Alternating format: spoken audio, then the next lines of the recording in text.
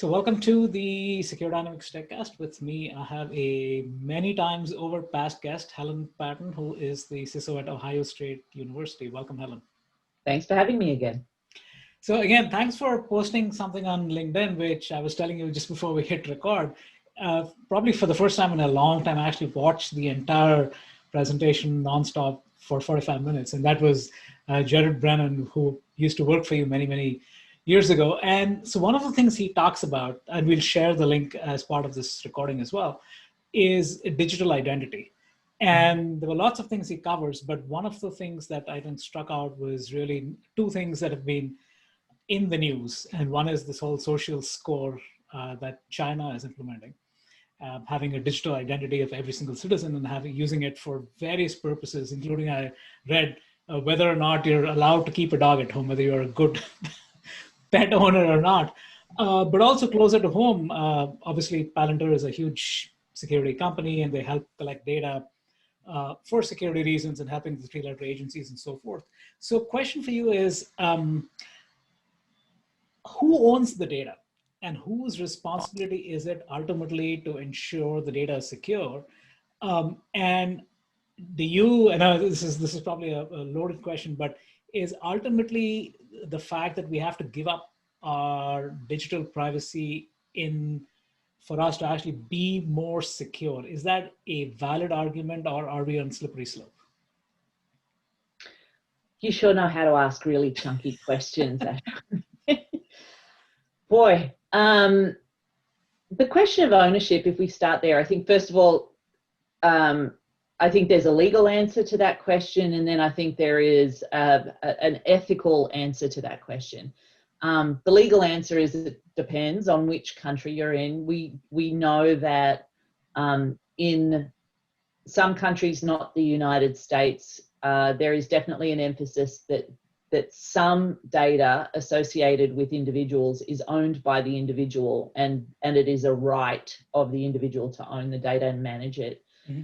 In the United States, the laws at the moment, not the California law notwithstanding, really puts the power of ownership into the hands of the companies who create, gather, collate all the data together. And so while, yeah, there are notification requirements if the companies mishandle that information or are hacked or whatever, they still own the data and have authority over how the data is used and handled. So there's a legal ownership question. I think the ethical ownership question, I think we'd all like to say that we should have some authority over the information that's out there, whether that's digital or not. Mm-hmm.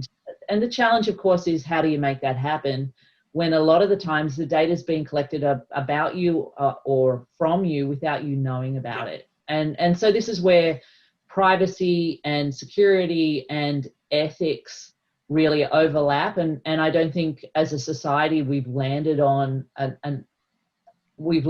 societal understanding of what is appropriate yet. We're still working on it. So one of the other things in that fantastic video was him talking about going and looking at 4 applications. And I actually did it. So I'll tell you my own experience. And seeing what sorts of permissions have been accorded. And so there was Facebook, Insta, Twitter, and LinkedIn, right? Those were the 4. And it stunned me because I had given permissions to this app many years ago to actually go and use, and could actually masquerade as me from my Twitter account, right? Mm-hmm. And I had to go and remove it. So, and it's very unpleasant for me because here I am talking about privacy and how one needs to kind of take ownership for it. And I have no idea I've left this digital trail behind, right? So in some, and these are just 4 applications. I don't use Insta, I hardly use Facebook. So for me, it was just LinkedIn and Twitter that I was really concerned about. And it turned out that I had this app that had access to my Twitter account.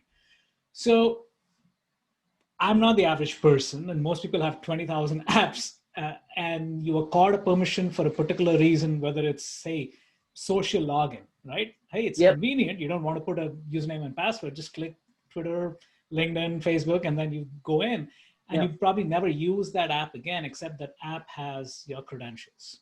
Yes. So how, I mean, how there doesn't seem to be any easy answer to this, but is there any hygiene that can be put in place? Just like, hey, you're cleaning your car or you're cleaning your house, I need to clean my digital trail every week. Or is there other ways to kind of go about and getting your head around this and then making that a hygiene? It's not that easy. I think, you know, they are tropes. The tropes of have a password manager, don't reuse a password in more than one spot. I think the challenge with social apps is that we have a tendency to downplay the value of the data that we put into those apps. And so people may be more concerned about not using their banking passwords in multiple places, but they might use their social media passwords in multiple places. So for me, the benefits of the password manager is not just in terms of the creation of a unique password, but they also, those password managers often have tools to help you know how old is a password, where have you used it in multiple places, those kinds of things. So for me, the currently available tools to help out really start with password managers. But it really isn't easy, and it is, I call it Marie Kondoing my digital life. I try and Marie Kondo my digital life on about a monthly basis, and that includes getting rid of old emails, but it also includes, you know, am I using this app? Do I really need this app? That kind of thing. But even that, I can't keep on top of it. And if someone who's in this space as much as I am or you are, and we're struggling with it, then almost there's no hope. The next killer app will be that one single place where you can manage all of your settings for all of your apps everywhere at all times.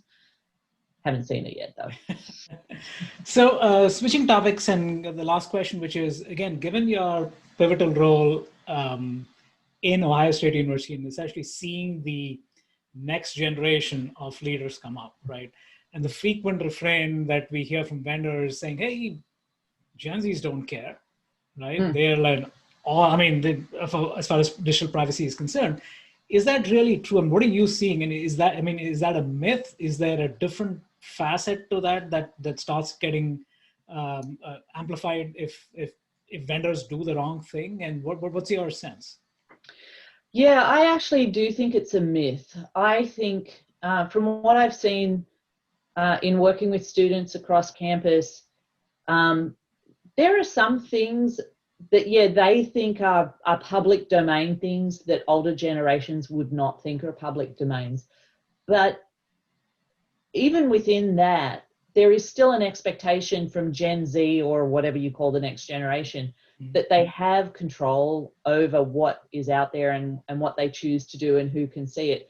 Unfortunately, like a lot of people, not just Gen Z people, they don't realize that they've put themselves in an exposed situation until something bad happens. But this is true from a young college kid to a CEO who wasn't investing in security and all of a sudden had a major breach, right? It's just a matter of degree. So I actually think they are concerned about having control. What they care to have control over, I think, can be a little bit different, but they still need it. And so as vendors are producing tools and apps and systems and whatever else they're doing, they still need to be taking these privacy and security issues into account, because that generation will vote with its feet, just like everybody else. Yeah, great perspective. And again, given how close you are to that generation, I think your perspective is extremely valuable and important. Again, Helen, always great chatting with you, and good luck. Yeah, thanks so much.